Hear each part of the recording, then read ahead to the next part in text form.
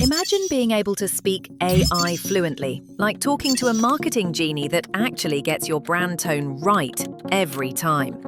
That, my friend, is what prompt engineering really is. The art of asking AI smarter questions to get smarter answers. Think of it as your new marketing superpower. No coding, no tech jargon, just knowing what to say and how. Ever wasted hours rewriting ad copy with ChatGPT that sounded painfully robotic? Yep, bad prompt problem. Good prompts turn "make a caption for Instagram" into "create a witty caption for a sustainable fashion brand that feels human, not plastic." Prompt engineering isn't about hacking ChatGPT. It's about teaching the AI your brand's personality, tone, and heart. The secret?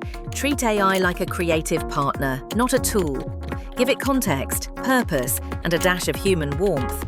If your next post hits deeper, make someone pause and feel something. Promise us you'll help other marketers learn this language of impact. Like this video, not for the algorithm, but for the idea that words can still move people. Drop a comment with one line you'd feed your marketing genie. Let's make this a playground of prompts, not a classroom.